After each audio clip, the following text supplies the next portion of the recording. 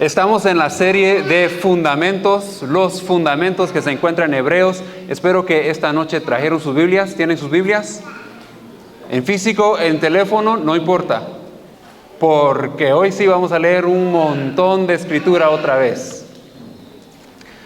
Hebreos capítulo 6, verso 1 y 2 habla de fundamentos en nuestra vida, fundamentos espirituales.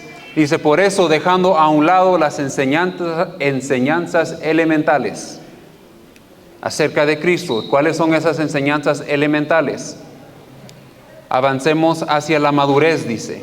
No volvamos a poner los cimientos de arrepentimiento, que eso vimos hace 2 semanas, el arrepentimiento.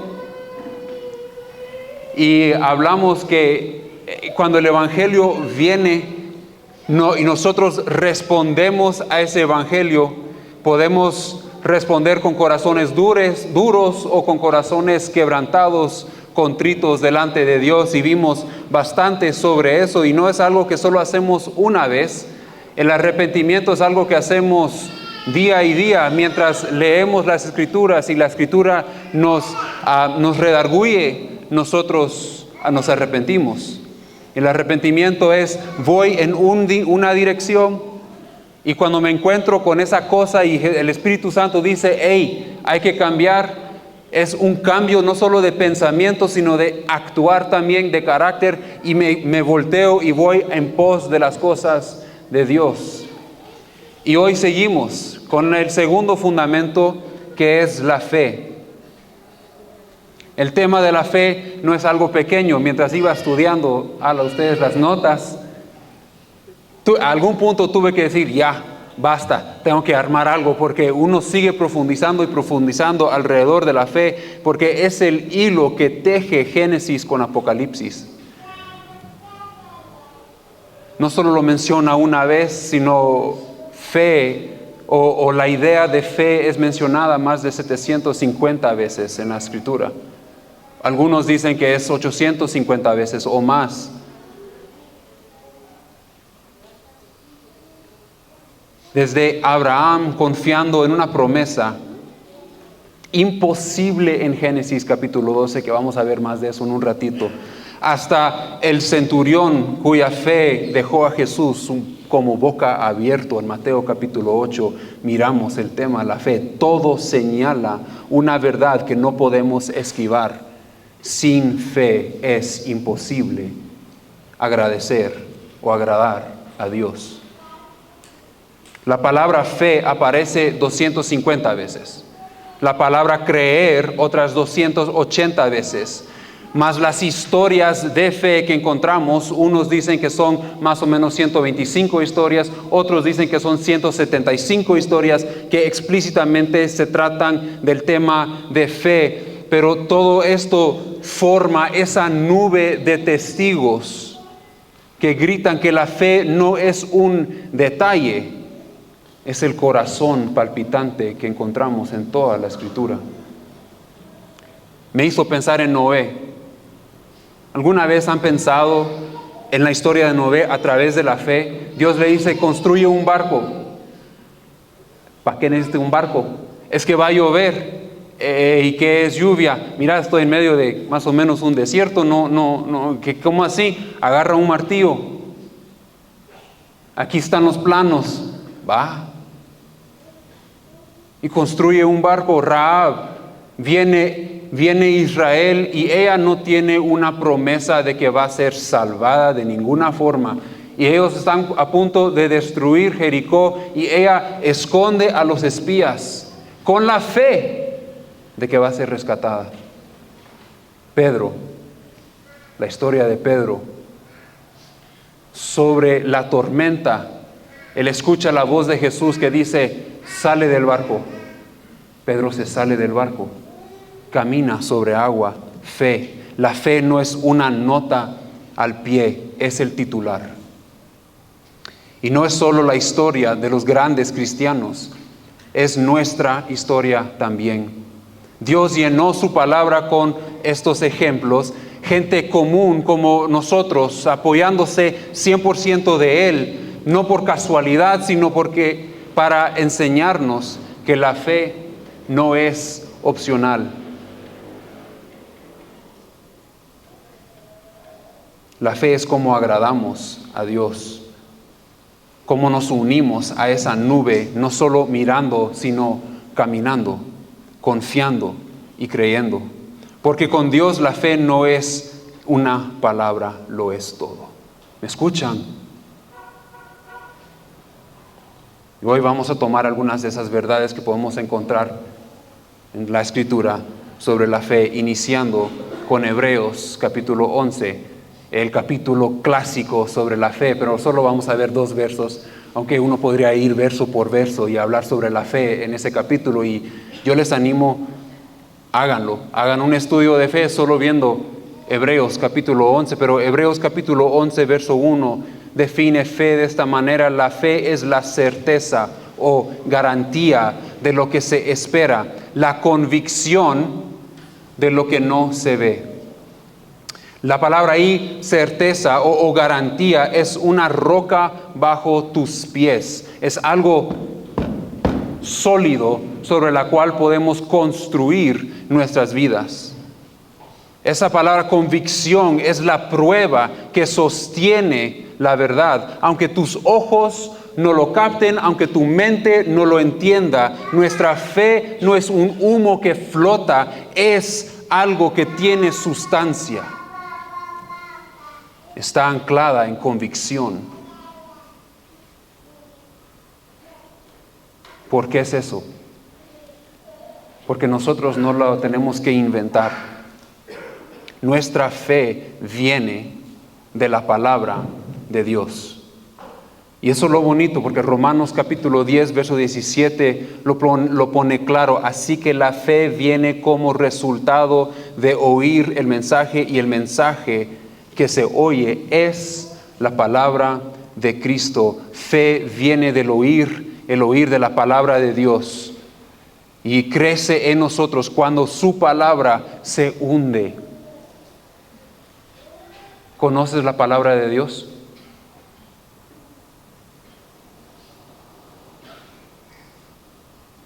Juan 17:17. Santifícalos en la verdad. Tu palabra es verdad. Y aquí viene lo asombroso. Juan capítulo 1 nos dice que Jesús mismo es el verbo vivo. Él es la palabra que vino, caminó entre nosotros, vivió como nosotros, respiró como nosotros, le cambiaron pañales como nos cambiaron pañales, se raspó la rodilla como nosotros nos raspamos la rodilla, y Él es la palabra viviente.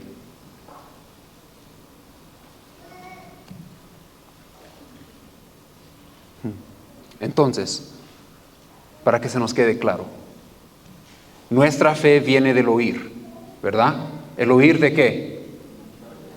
La palabra de Dios, y la palabra de Dios es Jesús mismo. No puedo enfatizar lo suficiente lo importante que es conocer la palabra de Dios y dejar que su palabra sea viva en ti. ¿Por qué?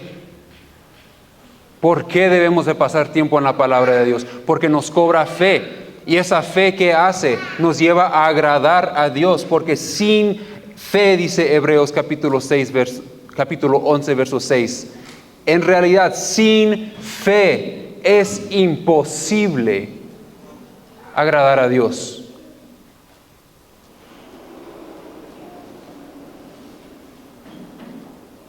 Sin fe es imposible agradar a Dios.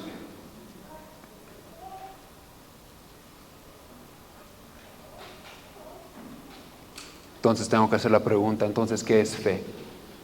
Aquí vamos a ver algunos puntos, solo puedo ver algunos. Y el primero es esto: la fe es una respuesta personal al Evangelio. Tal vez puedo abrirlo. La fe es una respuesta personal al Evangelio. La fe empieza con un llamado que resuena en tu alma. Jesús dice en Juan capítulo 6, verso 44. Nadie puede venir a mí si no lo atrae el Padre que me envió. Nadie puede llegar a Jesús si no lo atrae el Padre que me envió. No podemos pasar por alto esta verdad. Dios es quien llama. Nosotros no podemos decidir de la nada algún día, ¿sabes qué? Hoy yo quiero ser salvo. No pasa de esa manera. Dios nos atrae. Estamos aquí, ojalá Dios te atrae y Él está llamando, está susurrando, hey, ven a mí, ven a mí. Y nosotros podemos decidir cómo vamos a responder, que es donde entra el arrepentimiento que vimos hace 2 semanas. Pero aquí, cuando Él llama, tú sí tienes una parte que jugar. Tú dices sí a ese llamado. Tu decisión de tomar la salvación que Cristo ofrece, y no lo ofreció una vez hace 2000 años. Él está llamando a las naciones, a ti hoy día.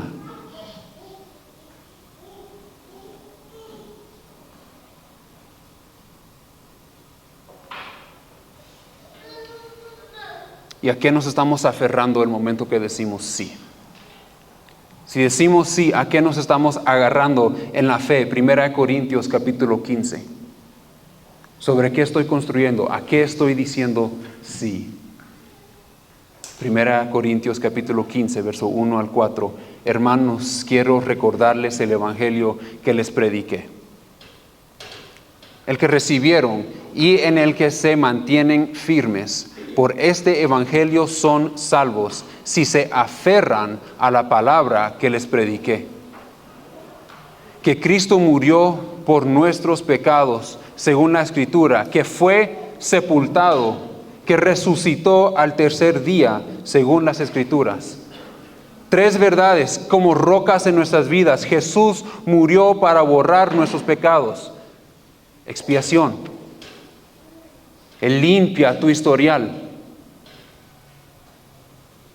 Una vez mi tío, que vino a predicar el año pasado, me dijo, me imagino algún día que cuando llegamos al cielo será como leer la historia de nuestras vidas, será como leer un documento redactado. ¿Alguna vez han visto fotos de documentos redactados? Donde dice el nombre, pero está sobre negro.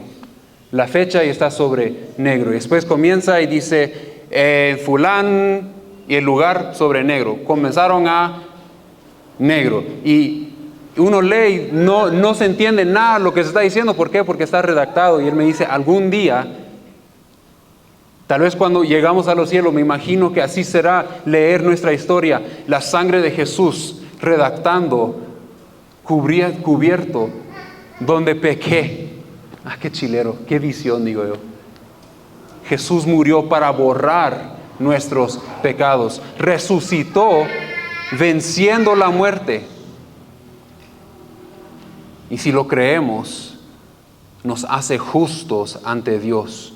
Justicia que nos da un nuevo comienzo en Él. Somos una nueva creación en Él. Las Escrituras lo refuerzan en Juan 3:16, clásico. Porque tanto amó Dios al mundo que... díganlo con un poco de como que se lo saben. Porque Dios amó tanto al mundo que...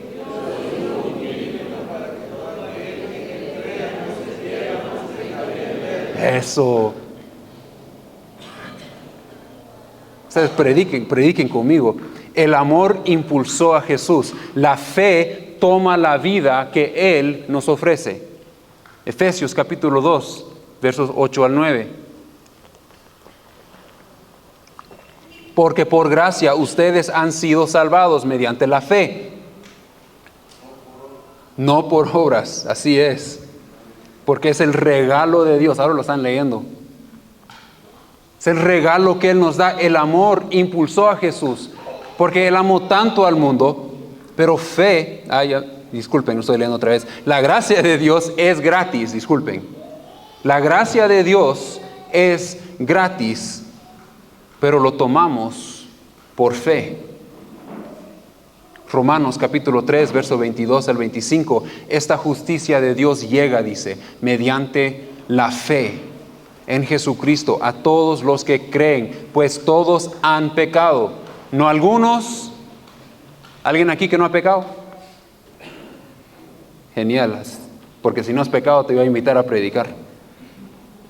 Y están privados de la gloria de Dios, pero por su gracia son justificados gratuitamente mediante la redención que Cristo Jesús efectuó. Dios lo ofreció como un sacrificio de expiación que se recibe ¿cómo? Por la fe. Hay alguien aquí. Gracias, Elder. El pecado nos derribó a nosotros. La fe nos levanta.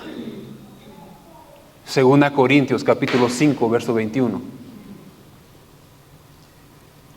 El que no cometió pecado alguno por nosotros, el que no cometió pecado alguno por nosotros, Dios lo hizo pecado, para que en él recibiéramos la justicia de Dios.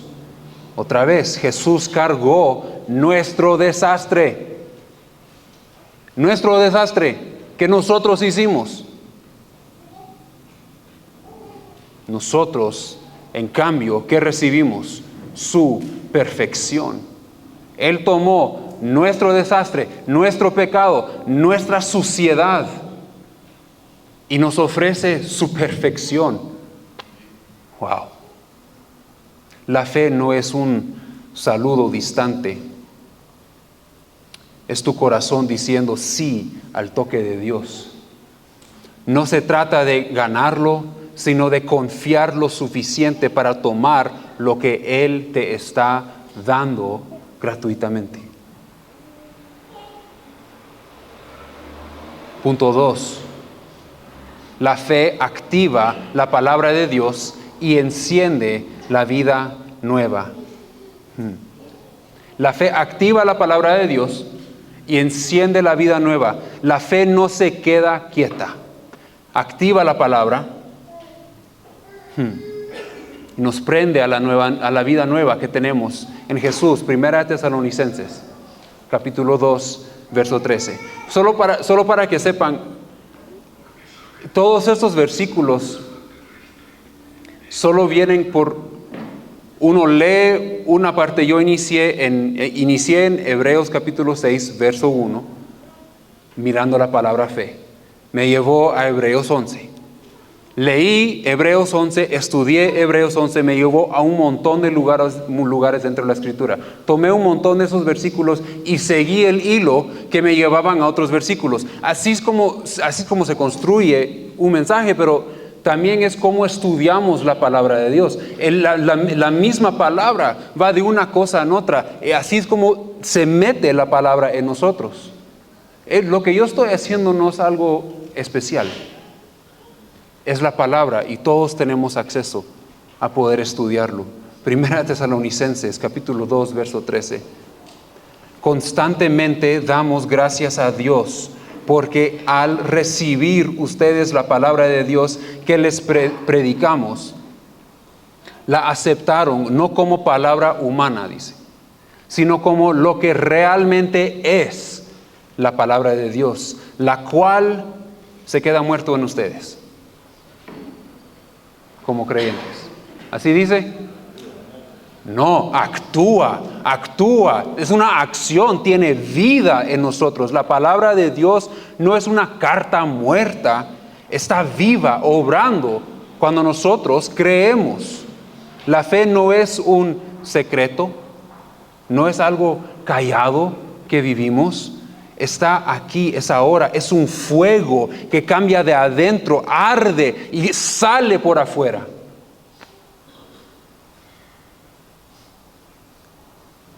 Entonces, ¿cómo se activa la fe o esta salvación? Ya vimos que escuchar es clave, pero al escuchar, ¿qué es lo que nosotros hacemos? Romanos capítulo 10, verso 9 y 10. Si confiesas con tu boca que Jesús es el Señor y crees en tu corazón que Dios lo levantó de entre los muertos, serás salvo. Porque con el corazón se cree para ser justificado, pero con la boca se confiesa para ser salvo. Hay dos verdades aquí. Creer con el corazón nos justifica. Hablar con la boca, abrir la boca, confesar, nos salva. Creer con el corazón nos hace justos, no es solo saberlo, pero es saberlo. Pensemos en los fariseos. Ellos se conocían la ley, no solo conocían la ley, ellos podían recitar. Yo ahorita estoy leyendo en Levíticos. ¿Alguien ha leído Levítico por completo? Imagínense, calidad, imagínense poder recitar eso 100%. Y no solo eso, pero Génesis también, Números, Deuteronomio, me perdí uno, Éxodo, uno de mis favoritos. Ellos para la edad de 12 ya deberían haber poder recitado todo eso. Los fariseos conocían la ley, no solo conocían la ley, ellos no solo asistían a la iglesia, al tabernáculo, ellos manejaban todo.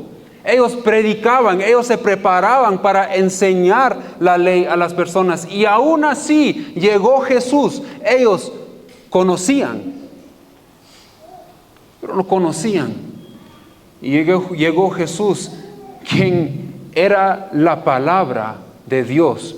Era el cumplimiento de todo lo que ellos estaban no solo estudiando, pero enseñando. Y ellos no lo sabían, no lo vieron como eso. Y si sí lo vieron como eso, lo rechazaron hasta el punto de que lo crucificaron. No fueron justificados. No experimentaron paz. Porque no creyeron con su corazón. Luego viene la confesión. Mateo capítulo 12, verso 34 nos dice: porque de la abundancia del corazón habla la boca. Si tu corazón rebosa fe en Cristo, tu boca lo grita. Si tu corazón rebosa fe en Cristo, tu boca lo grita.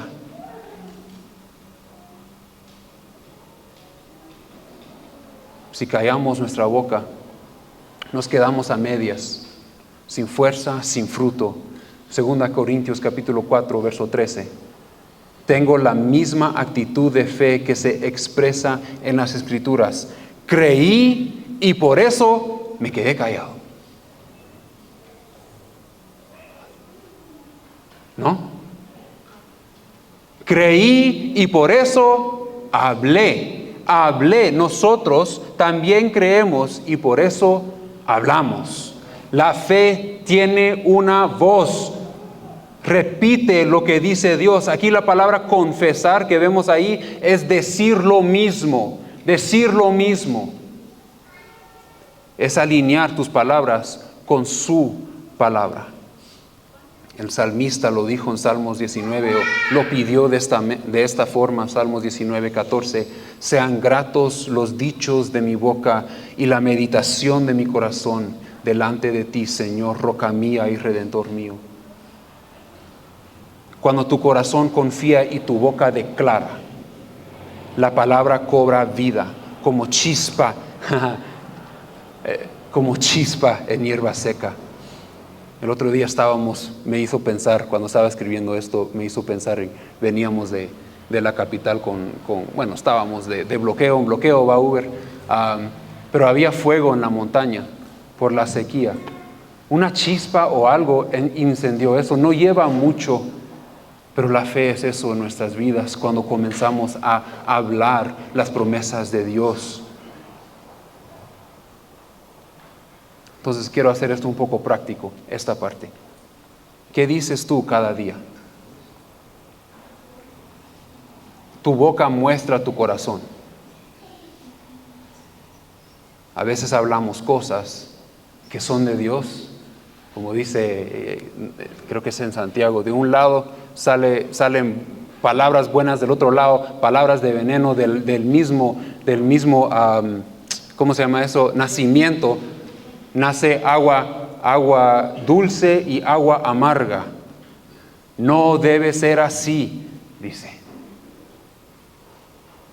¿Qué decimos sobre nuestra salvación? Vivimos pensando, ojalá yo soy suficiente. Ojalá he hecho suficiente. Que ya vimos en Efesios capítulo 2, verso 8, que no hay nada que podemos hacer lo suficiente bueno. Fue por gracia que Dios nos dio el regalo de la salvación.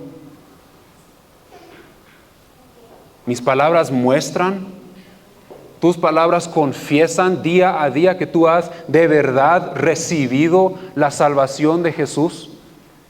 Completa, no parcial, completa. O nos decimos, es que yo he hecho lo imperdonable. Es que yo no soy como, y metemos el nombre de alguien que admiramos. O decimos eso, es que yo no soy como aquellos. Eso no es profesar la salvación que tenemos. La Escritura nos dice en Romanos capítulo 8, verso 1, por lo tanto ya no hay condenación por los que están en Cristo Jesús. No hay esa cosa que ojalá estás libre de culpa. Tito 3, verso 5, nos salvó, dice, no por las obras de justicia que nosotros hubiéramos hecho, sino por su misericordia. No es tu esfuerzo, es su bondad. Primera de Juan, capítulo 5, verso 4, todo el que ha nacido de Dios vence al mundo.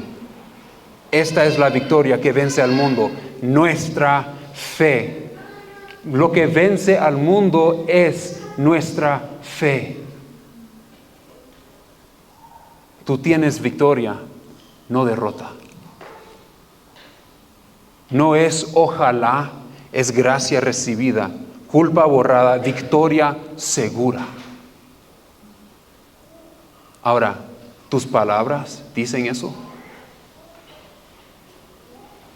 ¿Que crees 100%? Eso es lo que dice la Escritura. Yo solo estoy leyendo Escritura.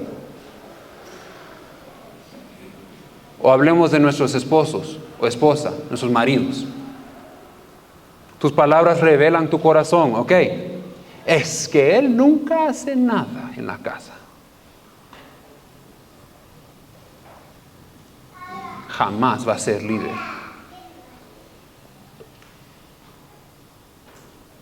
Es que ella solo es quejas y quejas y quejas.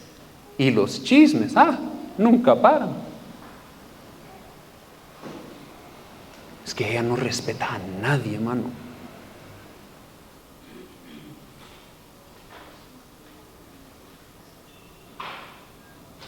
Pero como cristianos, especialmente si tu marido confiesa ser cristiano, esas palabras, eso es lo que dice la palabra de Dios sobre tu marido. ¿Sabes lo que dice la palabra de Dios sobre tu marido?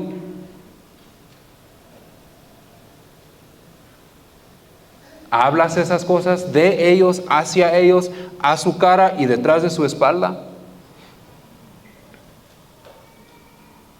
Por tiempo no va a ir, pero pueden ir a leer Efesios capítulo 5, pueden ir a leer Proverbios 31, Primera de Pedro, lean todo Primera de Pedro.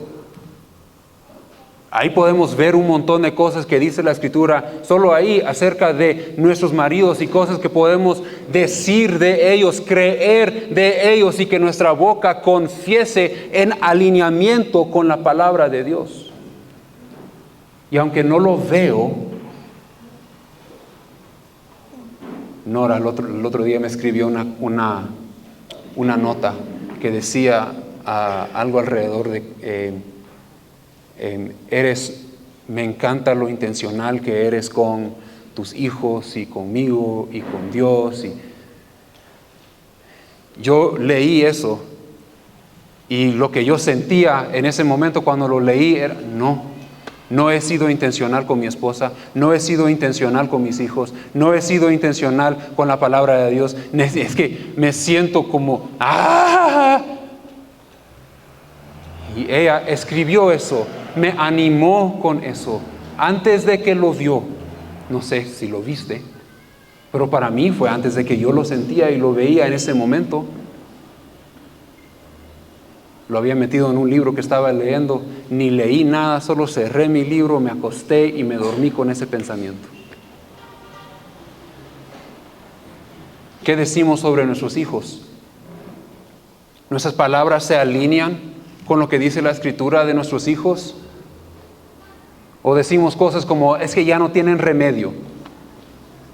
Es que aquí todo tranquilo, puro angelito, pero lo deberías de ver en la casa. ¡Ay, es un terremoto, es un terror el patojo! He escuchado personas decir, no una vez, varias veces, es que él tiene un demonio metido dentro de él. ¿Eso es lo que dice la palabra de Dios?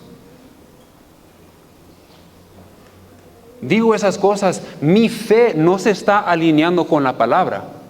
Se está alineando con lo que dice el mundo y lo que yo puedo ver, lo que yo puedo percibir, lo que yo puedo sentir en ese momento. No se alinea con la palabra, porque la palabra dice que ellos son una bendición,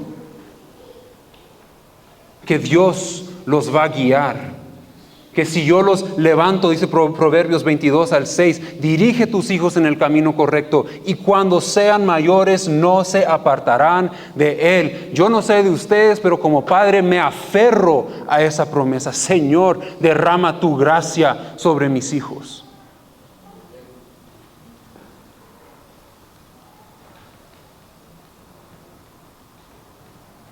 Isaías 54:13 dice, todos tus hijos serán enseñados por el Señor y grande será su paz. Yo oro eso por mis hijos. Señor, que desde la edad chiquita, que ellos sean guiados por tu Espíritu, que ellos sean enseñados por ti, Señor, y que experimenten tu paz, que es grande. Que mis palabras se alineen con lo que dice la palabra de Dios.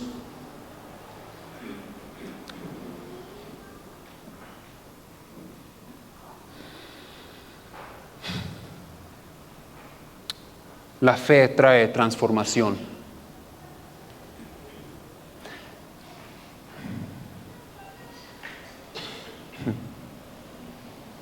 La fe trae transformación.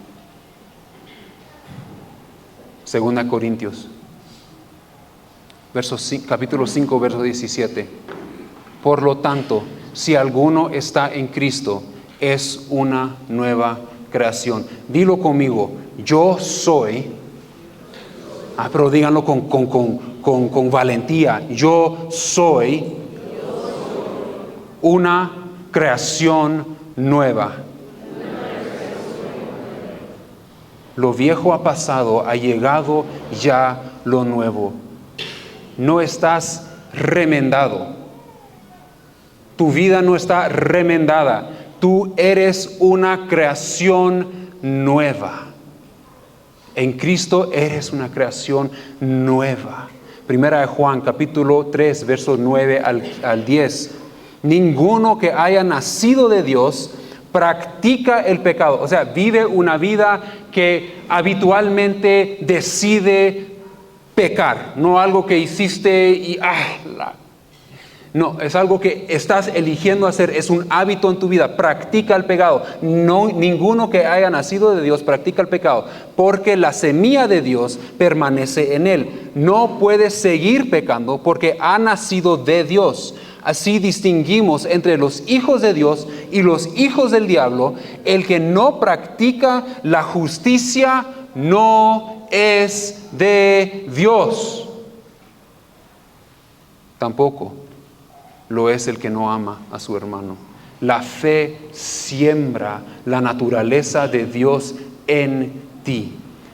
La justicia crece, no porque seas impecable, sino porque Él obra en ti y por medio de ti. Ezequiel capítulo 36, verso 25 al 27, que muestra este cambio, es una promesa de este cambio. Los rociaré con agua pura y quedarán purificados. Les daré un corazón nuevo y pondré un espíritu nuevo en ustedes. Les quitaré ese corazón de piedra y les daré un corazón de carne. Pondré mi espíritu en ustedes y haré que sigan mis decretos y obedezcan mis leyes.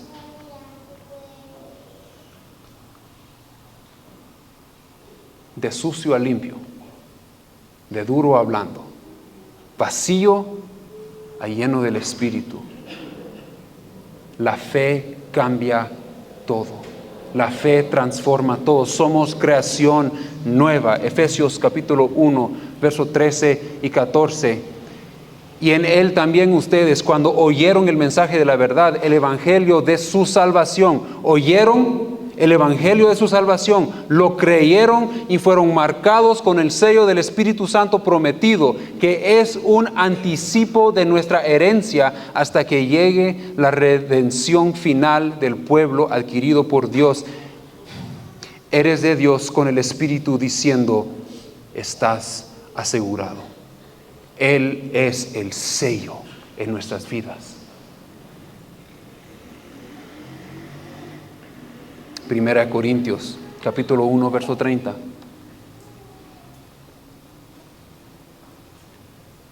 Pero gracias a Él ustedes están unidos a Cristo Jesús, a quien Dios ha hecho nuestra sabiduría, es decir, nuestra justificación, santificación y redención. No solo te envuelve en Él la fe, pero ahora eres sabio en Él, eres justo en Él, eres santo en Él, eres rescatado en Él. Cuando confías en su palabra, regresamos a esa palabra, a esa chispa en tu alma, enciende cambios que no podemos ni imaginar. Juan capítulo 8, verso 32 dice, y conocerán la verdad, y la verdad los hará libres, y la fe toma esa libertad. Esto es nacer de nuevo, de muerte a vida, cadenas a libertad, mentir se vuelve en verdad, rabia explosiva se convierte en paciencia y paz, ansiedad y miedo ceden a gozo y una mente firme, odio y rencores dan paso al amor de Cristo, su misericordia y gracia a los demás. El egoísmo cambia a servir, chismes a levantar a otros, de esclavo del pecado a siervo del Altísimo, cuyo yugo es suave y carga liviana, de hijos de la ira corriendo tras mentiras, asentados en lugares celestiales, lavados en su sangre, vestidos de justicia, un sacerdocio real, una nación santa. Eso es ser nacido de nuevo.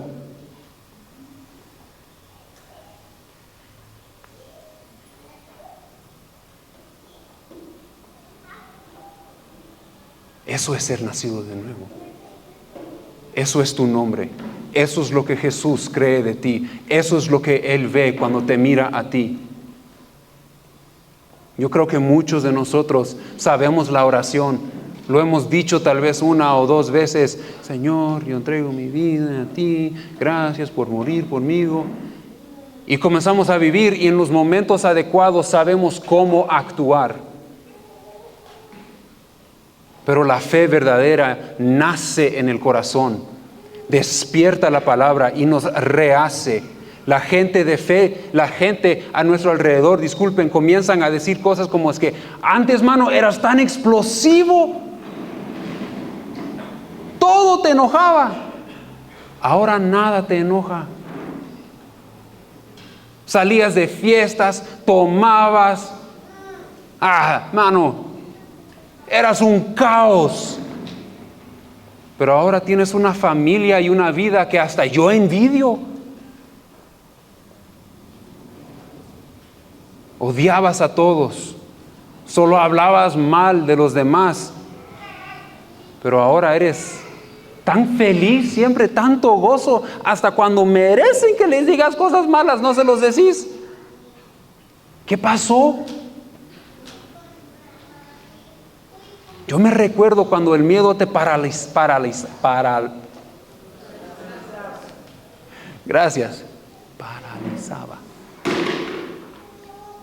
Cuando te encontrabas con personas nuevas o entrabas a un cuarto con un montón de personas o nos tocaba tener que ir a evangelizar. Yo me recuerdo cuando te quedabas como que no sé qué hacer.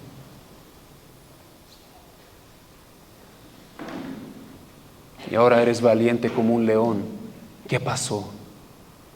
Cuando nos aferramos a la transformación prometida por Dios, con tiempo dirán de ti, como dijeron de los discípulos en Hechos capítulo 4, verso 13, se dieron cuenta de que habían estado con Jesús. Que eso se diga de cada uno de nuestras vidas. Que las personas a nuestro alrededor se den cuenta que tú y yo hemos estado con Jesús por la forma en la cual vivimos. La fe no solo trae transformación, es la prueba de que está viva y esa vida exige que actuemos. Que eso me lleva a mi último punto. La fe exige acción. La fe exige acción. Santiago capítulo 2, verso 17 dice, creo que todos sabemos este verso. Así también, la fe por sí sola, si no tiene obras, está muerta. La fe por sí sola, si no tiene obras, está muerta. No débil, no más o menos, muerta, sin vida, muerta. Ahora, solo para regresar y recordarnos, no por las obras es que somos salvos. No podemos comprar el amor de Dios, sino que la fe es como mostramos el amor que tenemos a Dios. La fe muestra nuestra confianza en quién es Él y qué hizo Cristo en la cruz. La fe ve su victoria y da pasos valientes, pero da pasos porque Él ya lo venció todo. Miramos la vida de Abraham. Pueden leer esto en Romanos capítulo 4, pero podemos ver la vida de Abraham iniciando en Génesis capítulo 12.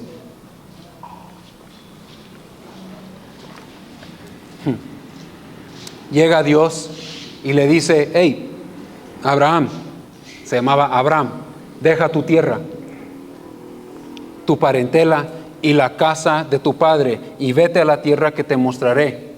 No hay Waze, no hay Google Maps, ni hay un mapa del mundo dibujado en algún lado. Y Dios les dice, hey, vete, deja tu seguridad, deja tu casa, deja el mercado donde puedes ir a comprar comida cuando necesitas comida, deja el gobierno al cual estás alrededor, que tiene un ejército que te puede proteger de los bandidos. Hey, deja tu familia, deja tu zona de confort, déjalo y vete a una tierra que yo te mostraré.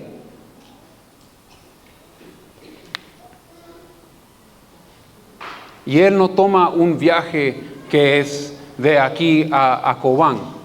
¿Alguien sabe más o menos cuál fue el recorrido que él hizo? Caminó el hombre de lugar en lugar más de 2,000 kilómetros, sin saber a dónde iba, solo guiado por Dios.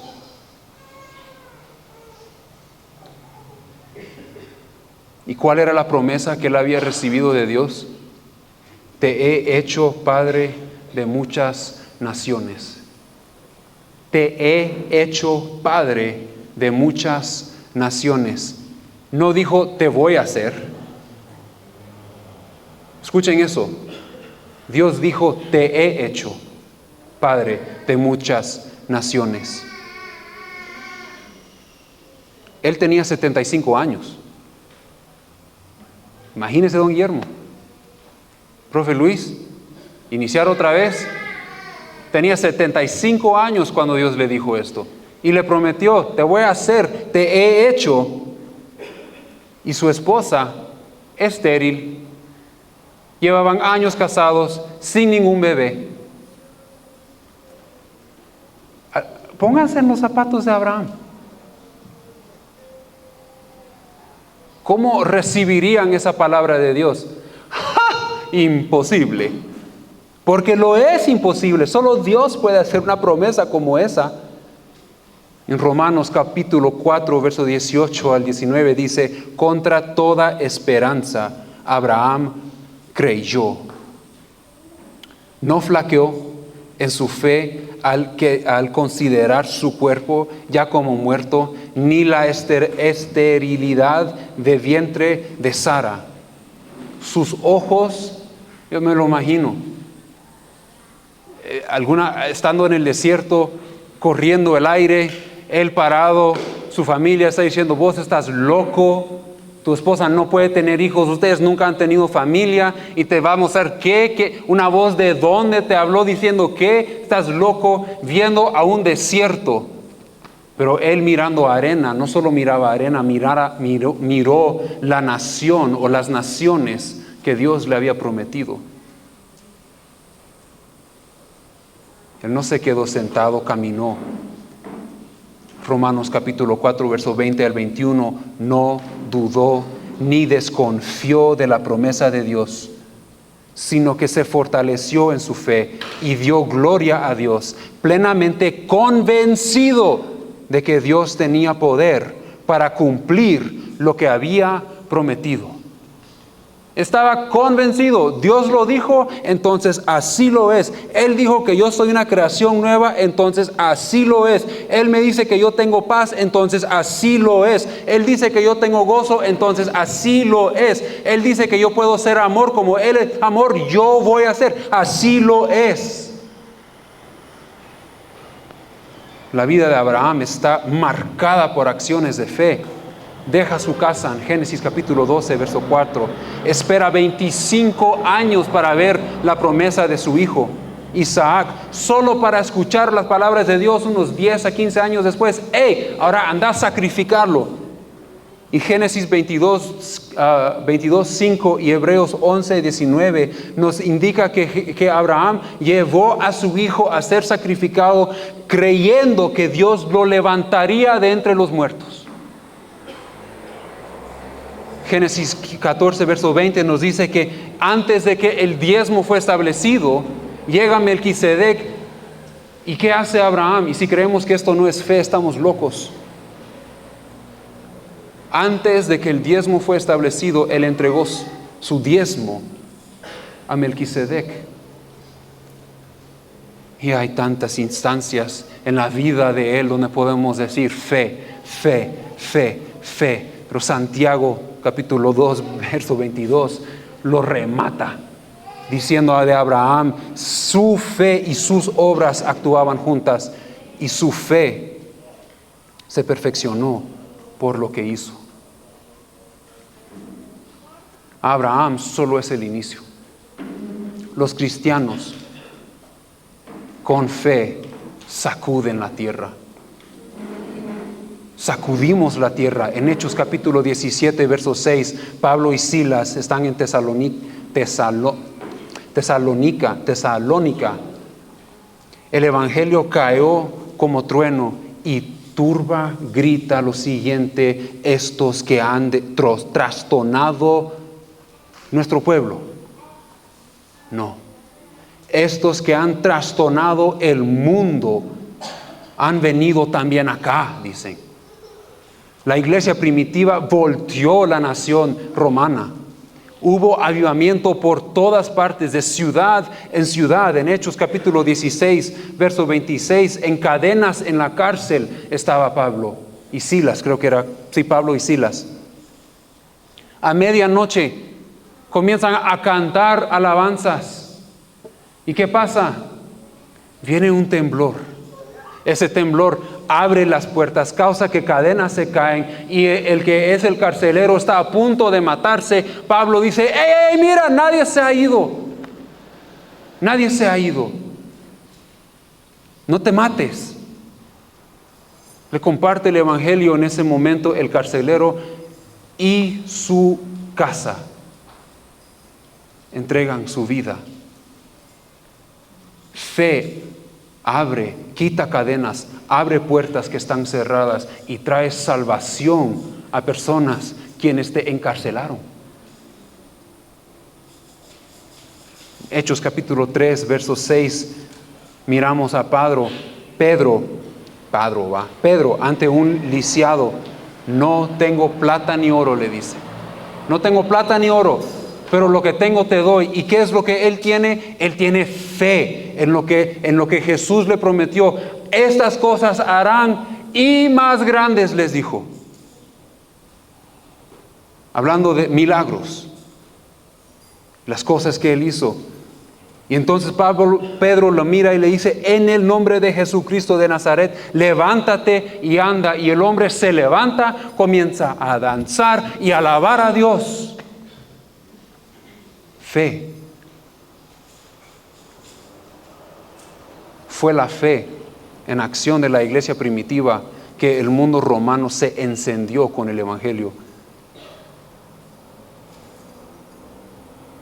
Podría pasar el resto de la noche y días contando historia tras historia, tras historia, tras historia de hombres y mujeres quienes fueron marcados, quienes, por fe marcaron y cambiaron no solo sus familias. ¿Cuántos de nosotros somos el resultado de las oraciones de nuestra abuelita? Yo puedo decir que yo lo soy, uno de ellos. Ella ora por mí todos los días. Por fe hemos sido cambiados. Muchos de nosotros no estaríamos aquí si no hubiera sido por un patojo que a los 5 o 7 años dijo: hey, heme aquí, envíame a mí, yo iré.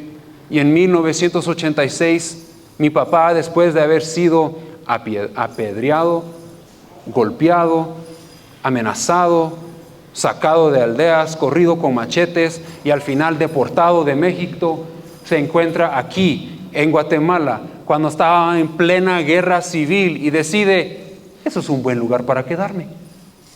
Por fe. Y de ahí viene y siembra sobre un terreno que era pantano, por fe, y comienza a construir edificios por fe, porque Dios le dice: un paso, un paso, un paso. Y muchos estamos aquí y miles de vidas impactadas porque un hombre y mi mamá y una mujer vivieron sus vidas en fe, por fe.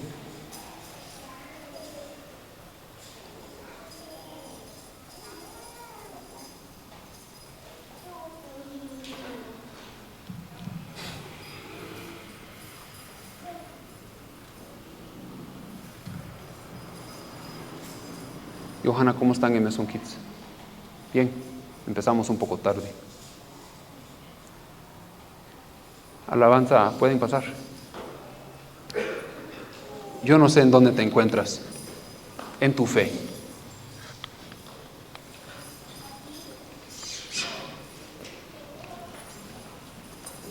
Yo no sé si tus palabras se alinean con la palabra de Dios.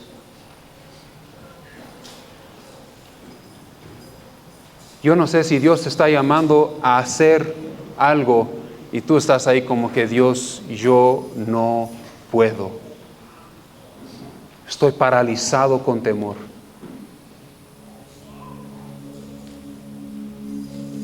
Y regreso a lo que estaba predicando hace unos meses. Yo no puedo perdonar, Dios. ¿Cómo voy a perdonar eso? Por fe.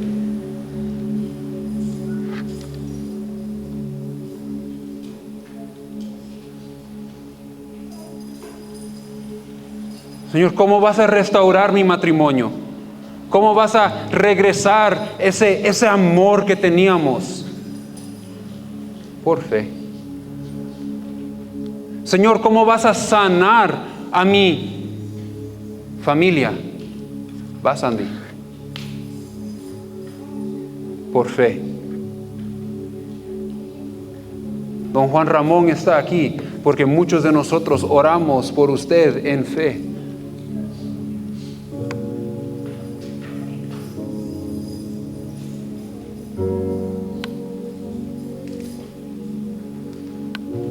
Mi papá jamás va a entregar su vida a Dios.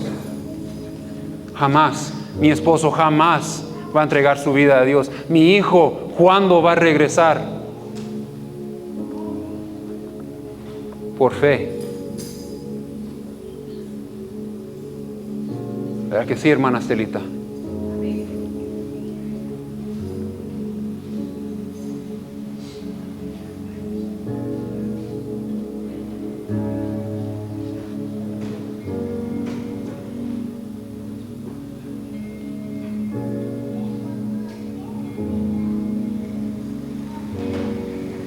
Yo no sé cuál es esa montaña que te tiene paralizado.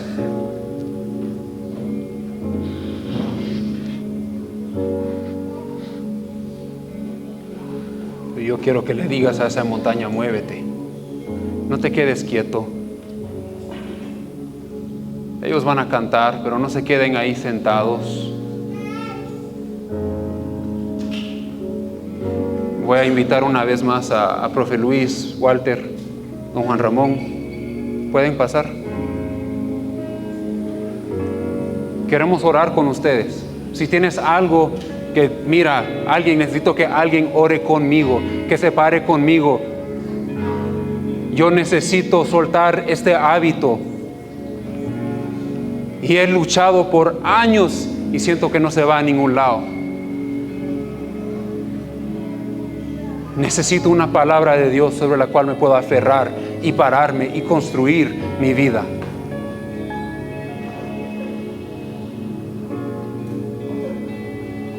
O tal vez estás aquí y nunca has aceptado a Jesús.